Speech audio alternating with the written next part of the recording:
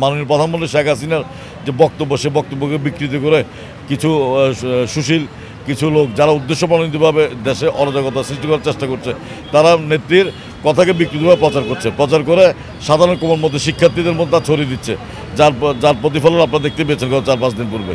আজকে এটা আমরা প্রথমত আমাদের এলাকা, দ্বিতীয়ত আমাদের রাজপথগুলো আমরা রক্ষা করার জন্য আমরা দাঁড়িয়েছি। কারণ গত 5 দিন যাবত আমরা দেখতে পাচ্ছি সারা দেশে ওরা যে অরাজকতা সৃষ্টি করছে, অছাত্রদেরকে ছাত্র বানিয়ে যারা রাজনীতিকরণ এরকম লোককে তারা ছাত্রলীগ সাজিয়ে তারা যে ধরনের যে অপপ্রচার শুরু করছে, সেই অপপ্রচারকে রোধ করার জন্য আমরা এখানে দাঁড়িয়েছি।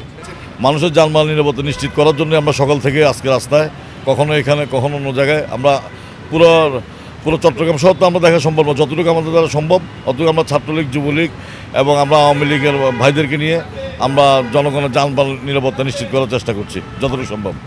আজকে সকাল থেকে আমরা ওদেরকে কোথাও দেখা যায়নি, আজকে সকাল থেকে আমরা দেখতে পাইনি। মানুষের প্রতি আমাদের মেসেজ হচ্ছে, আপনার ঘর থেকে বেরিয়ে আসুন, অসত্যের বিরুদ্ধে দাঁড়ান। কাজকর্মের বিরুদ্ধে যেহেতু সরকারি কোনো নির্দেশনা নেই, সরকারের জন্য কোনো ঘোষণা নেই, কাজকর্মরা নির্বিঘ্নে করতে পারবে। আপনি ঘরে বসে ভয় পেয়ে ঘরে বসে থাকলে তো আপনার অন্যায়কারীদেরকে প্রশ্রয় দেওয়া হচ্ছে।